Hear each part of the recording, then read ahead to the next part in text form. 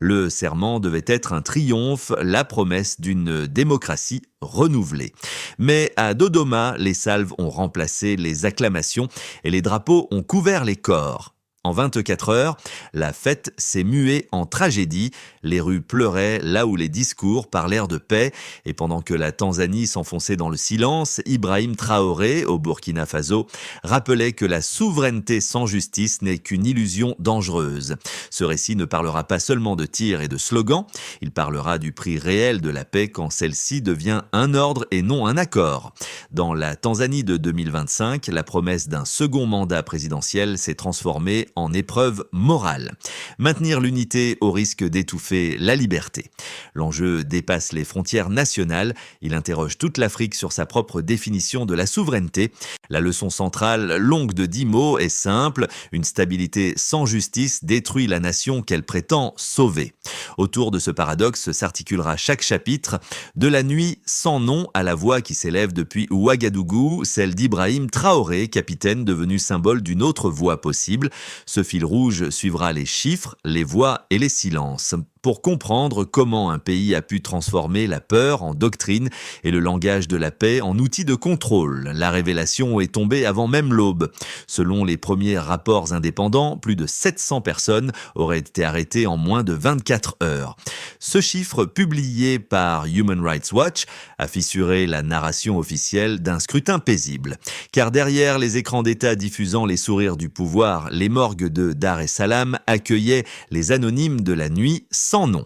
C'est là que commence la fracture, ce moment où la légitimité cesse d'être un vote et devient une peur partagée. Pour comprendre cette dérive, il faut revenir à la promesse initiale, celle d'un État exemplaire, modèle d'unité en Afrique de l'Est. Depuis 2 décennies, la Tanzanie se vantait d'avoir échappé au chaos régional, mais la stabilité, présentée comme vertu, est devenue son piège. Sous couvert de paix, la surveillance a remplacé le dialogue. Les radios locales ont été réduites au silence, les hôpitaux ont reçu des ordres, pas de nom, pas de registre, et le mot sécurité s'est mis à signifier obéissance. Les analystes parlent désormais d'un effondrement du langage politique. Quand dialogue devient synonyme de reddition, la démocratie s'éteint sans bruit. Et c'est là qu'un autre écho a traversé le continent. À Ouagadougou, Ibrahim Traoré répétait que la souveraineté populaire n'existe que si la peur disparaît. Le contraste est brutal, presque symbolique. D'un côté, une présidente qui gouverne par silence, de l'autre, un capitaine qui gouverne par conviction. La mini-révélation de cette crise n'est donc pas seulement chiffrée, elle est morale. Le nombre des morts importe moins que la mort du sens. Quand l'État interdit de nommer les disparus, il choisit d'oublier, et quand le peuple se tait pour survivre, il cesse d'appartenir à l'histoire. Au centre du tumulte, quelques voix ont survécu à la censure, celle d'une infirmière de l'hôpital de Mwananyamala, par exemple, qui a décrit les camions arrivant à l'aube, remplis de corps sans papier. Elle disait « Nous voyons des chaussures, pas des visages ». Cette phrase, devenue symbole clandestin, a circulé en ligne avant d'être supprimée, mais elle a suffi pour fissurer le mur du silence. Un autre témoin, un prêtre de Morogoro, racontait comment les morgues avaient remplacé les églises. On prie désormais pour que la liste des disparus cesse de s'allonger, murmurait-il. Ces figures anonymes incarnent la mémoire que le pouvoir tente d'effacer. Elles sont les lanternes qui éclairent l'obscurité imposée. Sur les réseaux, des fragments de vidéos, des notes manuscrites, des enregistrements d'appels s'agrègent comme un dossier d'accusation. Chaque témoignage relie un visage à une histoire, chaque silence souligne une absence, et à mesure que la peur s'installe, la question s'impose, jusqu'où un peuple peut-il taire sa douleur avant de disparaître de lui-même? Pendant ce temps, Ibrahim Traoré, à des milliers de kilomètres, prononçait une phrase devenue repère. Le pouvoir qui n'écoute plus le peuple devient sa prison. Dans la tragédie tanzanienne, ces mots prennent un relief nouveau, comme une boussole morale pointée vers ce que l'Afrique pourrait encore sauver, sa dignité collective. Tout a commencé le soir même de la prestation de serment à 19 heures. Les premières sirènes ont résonné dans les faubourgs de Dar es Salaam. Les habitants pensaient à un simple renforcement de sécurité. À 22 heures, les camions militaires avaient déjà encerclé les grandes artères. Les rues furent coupées, les journalistes repoussés. Le pays entrait dans une nuit qui n'en finirait pas. Les réseaux furent coupés dès l'aube suivante. Aucun média local ne put confirmer les premières fusillades signalées près de la place Nkrumah. À Mwanza, des vidéos montraient des silhouettes courant sous les projecteurs des jeeps. À Arusha, on fermait les écoles pour raison de sécurité. En 24 heures, le gouvernement annonçait le couvre-feu national. Le déclenchement fut rapide, mécanique. Les ordres descendaient directement du ministère de l'Intérieur. Les arrestations touchaient les militants, puis les passants, puis ceux qui filmaient les passants. À la radio, la présidente parlait de défendre la paix à tout prix. Mais sur le terrain, la paix portait un uniforme. Au deuxième jour, les morgues débordaient. Les hôpitaux refusaient d'admettre de nouveaux corps, faute de registre. Un médecin de Morogoro raconta « Les camions arrivaient sans fin. On nous a dit « Pas de nom, pas d'étiquette ». Ainsi s'est imposée la doctrine du silence, soigner sans documenter, enterrer sans témoigner. Le climax eut lieu au 4e jour, quand des soldats ouvrirent le feu sur une procession funéraire. L'image d'un cercueil brisé sur le bitume fit le tour des messageries chiffrées avant d'être effacée. Le pays entier comprit que le pouvoir ne cherchait plus à convaincre, mais à se venger de la peur. Puis vinrent les représailles. Les associations furent suspendues, les comptes bancaires gelés. Les diplomates étrangers furent sommés de respecter la souveraineté. À Nairobi et Kampala, les chancelleries s'interrogeaient. La Tanzanie venait-elle d'inventer la dictature administrative ? C'est à ce moment que Ibrahim Traoré fit irruption dans les débats médiatiques africains. Son discours sur la souveraineté du peuple, diffusé depuis Ouagadougou, résonna comme un contre-champ. Là où Dodoma imposait le silence, Ouagadougou appelait la parole. Les deux capitales devinrent des symboles opposés, l'une de la peur, l'autre du courage. La retombée survint lentement. Les checkpoints devinrent permanents. Le pays, vidé de ses voix, paraissait calme, presque apaisé, mais c'était le calme d'un corps sans souffle. Les observateurs parlaient d'ordre vitrifié, une stabilité si rigide qu'elle en devenait fragile. Et derrière chaque façade repeinte, un silence grondait, prêt à se fissurer au moindre nom retrouvé. Ainsi s'acheva la première semaine. Pas de révolution, pas de dialogue, juste l'enracinement de la peur, mais dans cette immobilité, quelque chose changeait déjà, une conscience naissante que le contrôle absolu n'engendre pas la paix, seulement son fantôme. Les chiffres dans la crise tanzanienne n'ont pas seulement servi à mesurer, ils ont servi à masquer. Pourtant, derrière la façade officielle, quelques données ont survécu, révélant la mécanique froide d'un pouvoir en dérive. Premier chiffre, 28 arrestations recensées entre le 26 octobre et le 3 novembre 2025, selon le collectif Justice Hub Africa. Voici une comparaison entre la situation initiale et son évolution. Avant les élections, la moyenne hebdomadaire des détentions politiques ne dépassait pas 50. L'augmentation d'un facteur 20 illustre la brutalité de la réaction gouvernementale. En d'autres termes, une répression d'exception est devenue norme administrative en une semaine. Deuxième chiffre, 67% des médias indépendants suspendus ou menacés de fermeture. Les licences retirées portaient souvent la mention propagation de panique. En 3 jours, la Tanzanie est passée du pluralisme limité à la monovision totale. En d'autres termes, contrôler le récit, c'était désormais contrôler la perception même de la paix.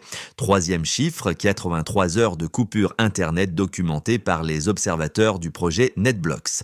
Un silence numérique complet suivi d'un retour partiel des plateformes, mais sous surveillance. Les analystes notent que chaque coupure correspondait au pic de manifestation. En d'autres termes, l'État a transformé la connexion en levier tactique de peur. Ces 3 séries de données dessinent une pente, celle d'un État qui a troqué la stabilité contre la transparence. Mais l'arithmétique ne dit pas tout. Derrière chaque pourcentage, il y a des visages, des familles, des noms effacés. Et pendant que les colonnes de chiffres défilaient, Ibrahim Traoré prononçait à Ouagadougou une phrase devenue emblème. Les statistiques de la peur ne sauveront aucune nation. Ces mots ont circulé circuler discrètement dans les universités d'Afrique de l'Est, copiées à la craie sur des murs interdits. Les économistes ajoutent une quatrième mesure, une baisse de 14% du commerce frontalier en 2 semaines. Les échanges avec le Kenya et l'Ouganda, essentiels pour l'approvisionnement, ont chuté. Les marchés locaux ont réagi plus vite que les diplomates. Les étals se sont vidés, les prix ont doublé. En d'autres termes, la peur politique s'est traduite en inflation morale et sociale. Les chiffres deviennent ainsi des preuves morales autant que factuelles. Ils racontent la même histoire sous des formes différentes, moins de mots, plus de silence. Et lorsque le gouvernement proclame que la situation est sous contrôle, les analystes rappellent une équation simple. Plus la stabilité est proclamée, plus elle s'éloigne. Cette démonstration par les nombres ne clôt pas le débat. Elle en ouvre un autre, celui du sens. Que vaut la paix si elle s'écrit en statistiques de souffrance ? Et que vaut la souveraineté si elle exige l'amnésie ? Les défenseurs du gouvernement tanzanien avancent un argument simple. Sans fermeté, le pays aurait sombré dans le chaos. Selon eux, l'ordre imposé n'est pas un caprice autoritaire, mais une nécessité nationale. La Tanzanie, disent-ils, n'a pas les moyens d'une instabilité prolongée. Son économie, dépendante du tourisme et du transit portuaire, ne survivrait pas à un vide politique. Les dirigeants invoquent l'exemple du Sahel. Quand la peur de l'État s'efface, les armes reprennent la parole. C'est la logique du bouclier. Mieux vaut une paix contrainte qu'une liberté sanglante. Le second argument repose sur la continuité institutionnelle. Les partisans du pouvoir estiment que la légitimité vient de la stabilité, pas de l'opposition. Un État fort, affirme-t-il, doit d'abord rassurer les investisseurs et les alliés étrangers, quitte à limiter le débat public. Il rappelle que les capitales voisines, Nairobi et Kampala, n'ont pas condamné ouvertement la répression. Preuve, selon eux, que le monde comprend la logique de la discipline avant le dialogue. Mais à cette lecture s'oppose une voix plus profonde, celle d'une Afrique fatiguée de confondre peur et respect. Les juristes rappellent que la constitution tanzanienne garantit la liberté d'association. Les historiens soulignent qu'aucune répression n'a jamais restauré durablement la stabilité. Et Ibrahim Traoré du Burkina Faso incarne ce contrepoint. Il prouve qu'une autorité peut exiger la rigueur sans abolir la dignité. Lui aussi parle de discipline, mais la sienne vient d'en bas, pas d'en haut. Entre les deux visions, la paix par la contrainte et la paix par la confiance, se joue le futur de la région. La première produit le silence, la seconde la responsabilité. Et si la Tanzanie choisit la première, elle risque de transformer son peuple en spectateur de sa propre soumission. 8 mots pour briser le calme. La peur parle plus fort que la loi. Cette phrase, murmurée par un juge retraité avant la fermeture de sa radio, a marqué le véritable tournant de la crise. Jusqu'ici, l'État semblait contrôler chaque récit. Mais ce soir-là, le doute s'est propagé plus vite que la censure. Dans les couloirs du pouvoir, des conseillers admettent discrètement que la violence a dépassé les attentes. Les arrestations massives, censées démontrer la force, ont révélé la fragilité. L'autorité s'est mise à ressembler à un château de verre, intact en apparence, fissuré de l'intérieur. Au même moment, Ibrahim Traoré s'exprimait depuis Ouagadougou. Ces mots, repris sur les réseaux malgré la surveillance, posaient une question simple. Si le peuple doit se taire pour que l'État survive, à quoi sert l'État ? Cette interrogation a traversé les frontières, portée par la jeunesse étudiante d'Afrique de l'Est. Ce fut le point médian du drame. La narration officielle s'effondrait et la peur changeait de camp. Non plus celle des citoyens, mais celle du pouvoir face à sa propre image. Les répercussions du soulèvement tanzanien ne se sont pas limitées aux rues. Elles ont pénétré chaque sphère de la vie nationale, redessinant les équilibres sociaux et économiques. 4 groupes en ont subi les effets les plus visibles: les fonctionnaires, les entreprises, les familles civiles et les pays voisins. Premièrement, les fonctionnaires, leur quotidien s'est militarisé. Chaque employé devait signer une déclaration de loyauté avant d'accéder à son bureau. Les enseignants furent sommés de vérifier le contenu patriotique de leurs cours, les juges de valider les verdicts avant lecture. La fonction publique est devenue une extension du ministère de l'Intérieur. En 2 semaines, plus de 2300 agents ont été suspendus pour manquement à la discipline civique. Les syndicats, jadis modérés, ont cessé d'exister. Deuxièmement, les entreprises, les sociétés de transport et d'import-export, surtout à Dar es Salaam, ont été frappées de paralysie. Le port, vital pour le commerce régional, a vu ses flux chuter de 35%. Les investisseurs kényans et ougandais se sont retirés, craignant la confiscation des biens. Les pertes cumulées en 10 jours dépassaient 45 millions de dollars, selon la Chambre de commerce régionale. Pour la première fois depuis 20 ans, la croissance trimestrielle est devenue négative. Troisièmement, les familles civiles. Dans les quartiers populaires, la peur s'est transformée en routine. Les enfants apprenaient à se taire quand passait une patrouille, les mères effacèrent les messages des téléphones, les pères cachaient les papiers d'identité des proches disparus. Les hôpitaux demandaient aux visiteurs d'éviter les questions. Et pourtant, sous ces gestes de survie, une solidarité discrète renaissait. Les voisins s'entraidaient pour identifier les morts, pour protéger les témoins. Le silence devenait une forme de résistance passive. Enfin, les pays voisins. Au Kenya et en Ouganda, la crise tanzanienne a provoqué une onde de choc. Les postes frontaliers se sont transformés en zones de soupçon. Des centaines de travailleurs migrants ont été refoulés. Les projets d'infrastructures partagées ont été suspendus. Mais au Burkina Faso, un autre récit prenait forme. Ibrahim Traoré, observant de loin, évoquait une leçon à double tranchant. Quand un État détruit ses citoyens pour se protéger, il détruit sa raison d'exister. Ces mots ont circulé clandestinement parmi les fonctionnaires tanzaniens, comme une respiration dans l'étouffement. Au total, la répression a laissé un pays stable en apparence, mais fissuré en profondeur. Les chiffres rassuraient, les chancelleries.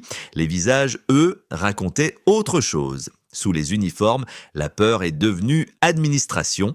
Sous les statistiques, la souffrance, un document d'État. Et dans cette froideur bureaucratique, le mot paix a perdu son sens. L'avenir de la Tanzanie se dessine désormais entre 3 trajectoires possibles, l'une prudente, l'autre espérée, la dernière redoutée. Chacune révèle un rapport différent entre autorité et mémoire, stabilité et oubli.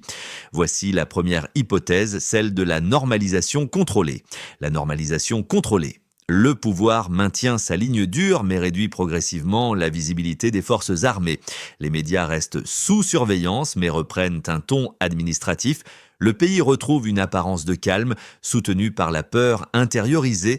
Les institutions fonctionnent sans débat, à condition que, si la communauté internationale reste passive, cette stabilité glacée peut durer 1 an. La Tanzanie deviendrait alors un manuel de gouvernance par saturation, tout dire pour ne rien laisser parler. La deuxième possibilité est plus lumineuse, la fissure du silence. La fissure du silence. Une coalition civique soutenue par l'Église et certains juges exige une commission de vérité. Les premières enquêtes sur les disparus rouvrent le dialogue avec la société. Les universités réhabilitent les professeurs suspendus. Sous la pression de la rue et du marché, la présidente amorce un virage réformateur à condition que, si les voisins d'Afrique de l'Est, notamment le Kenya, servent de médiateurs neutres, dans cette voie, la Tanzanie redeviendrait un symbole de reconstruction morale, prouvant que le pardon peut naître de la lucidité. Enfin, une dernière hypothèse, la plus sombre, la spirale de fermeture. La spirale de fermeture. Les arrestations se poursuivent, l'économie s'enlise, les rumeurs d'ingérence étrangère justifient de nouvelles purges, le pays s'isole, rompt des accords régionaux et dérive vers une autarcie militarisée. Les élites fuient, les investisseurs se retirent, les frontières deviennent des murs, à condition que, si la peur redevient plus forte que la mémoire collective. Dans ce cas, la Tanzanie ne serait plus une république, mais une garnison. Entre ces 3 chemins, une question domine, lequel servira encore le peuple. Ibrahim Traoré, interrogé récemment, a résumé le dilemme en une phrase. Gouverner, c'est choisir entre l'ordre qui étouffe et l'ordre qui élève. Au-delà des bilans et des slogans, la crise tanzanienne s'est installée dans les gestes ordinaires. Un marchand qui baisse la voix quand il rend la monnaie, une mère qui ferme ses volets plutôt qu'avant, un étudiant qui relit ses messages avant de les effacer. C'est là, dans ces silences minuscules, que se mesure la profondeur du traumatisme collectif. Pour les jeunes générations, le mot liberté n'évoque plus un droit, mais un risque. Les réseaux sociaux, autrefois vitrines de fierté nationale, sont devenus des zones minées. Les artistes, musiciens caricaturistes, parlent désormais en métaphores prudentes.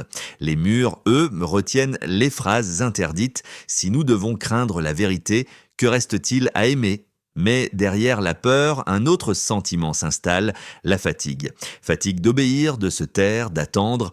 Et cette lassitude, imperceptible d'abord, devient une énergie neuve. Les enseignants reprennent des débats sous forme de cours d'histoire. Les prêtres transforment leurs homélies en messages d'espérance. Les étudiants s'organisent pour documenter les disparus. Le courage renaît, discret mais contagieux. C'est ici que les mots d'Ibrahim Traoré prennent sens. Le peuple ne cherche pas à renverser l'État, mais à se relever avec lui. Cette idée simple et presque naïve redonne une dignité à la douleur. Elle rappelle que la résistance peut être calme, que la justice peut commencer par la mémoire. La Tanzanie saigne encore, mais elle respire. Et dans ce souffle fragile réside peut-être le début d'une guérison. Reconstruire la confiance ne relève pas d'un miracle, mais d'une méthode. La Tanzanie peut encore retrouver sa voie si elle suit un chemin en 5 étapes, fondée sur la clarté, la justice et la mémoire. Première étape, éclaircir les faits. Créer une commission indépendante des disparus avec mandat public et calendrier fixe. Chaque nom retrouvé doit être publié, chaque famille informée. Sans vérité, aucun pardon ne peut s'ancrer. Deuxième étape, libérer la parole. Rétablir les licences des médias suspendus et garantir un accès complet à Internet. La liberté d'expression n'est pas un luxe d'opposition, mais l'oxygène d'un État vivant. Troisième étape, réparer la justice. Les magistrats radiés pour insubordination doivent être réintégrés, former un corps judiciaire protégé de l'exécutif, une muraille légale contre la peur. Quatrième étape, restaurer la confiance régionale, engager un dialogue trilatéral avec le Kenya et l'Ouganda sous médiation de l'Union africaine, rouvrir les postes frontaliers et relancer les échanges commerciaux suspendus. Cinquième étape, réinventer la souveraineté. S'inspirer du modèle civique défendu par Ibrahim Traoré, où la discipline se fonde sur la dignité, non sur la soumission. Le pouvoir qui écoute son peuple n'a pas besoin de le surveiller. Ce parcours demande du courage et du temps, mais il offre une perspective, celle d'un État réconcilié avec sa mémoire. Car aucune stabilité ne peut durer si elle n'est pas comprise. Le dernier témoin que la crise ait laissé derrière lui n'est pas un héros, mais un enseignant. Sur la table de sa classe brûlée, on a retrouvé une craie brisée et une phrase inachevée. Compter, c'est se souvenir. C'était son ultime leçon, celle qu'aucune censure ne pouvait effacer. Ce fragment, partagé anonymement, est devenu le symbole d'un pays suspendu entre oubli et espérance. Chaque lettre blanche sur ce tableau noir rappelait les visages effacés, les voix réduites au silence. Et pourtant, dans ce même silence, renaissait quelque chose, une obstination à rester humain. À des milliers de kilomètres, Ibrahim Traoré reprenait les mots du professeur lors d'un discours. Quand les chiffres s'effacent, les visages comptent. Sa voix liait 2 histoires, 2 nations, 2 destins, celle qui s'est tue et celle qui s'est relevée. Ainsi, la Tanzanie ne sera peut-être pas définie par sa peur, mais par sa mémoire. Et cette mémoire, fragile mais tenace, devient l'arme la plus juste contre la nuit. La tragédie tanzanienne laisse une question suspendue. Que reste-t-il d'une nation lorsque la paix devient silence ? Les caméras se sont éteintes, les chancelleries se sont tues, mais le murmure des citoyens, lui, persiste. Dans les marchés de Dar es Salaam, dans les cours d'école, dans les églises, on chuchote encore les noms interdits, comme pour refuser l'oubli. Ibrahim Traoré disait récemment que le courage d'un peuple se mesure à sa mémoire. Ces mots résonnent au-delà du Burkina Faso. Il rappelle que l'Afrique n'a pas besoin d'icônes, mais de consciences éveillées. À ceux qui lisent ces lignes, une invitation. Ne détournez pas le regard, chaque silence accepté nourrit un pouvoir sans témoin. Chaque voix partagée restaure un fragment de vérité. Et si l'histoire doit encore choisir entre dignité et déni, que cette génération ose choisir la lumière, car la paix véritable n'est pas absence de bruit, c'est la présence du courage.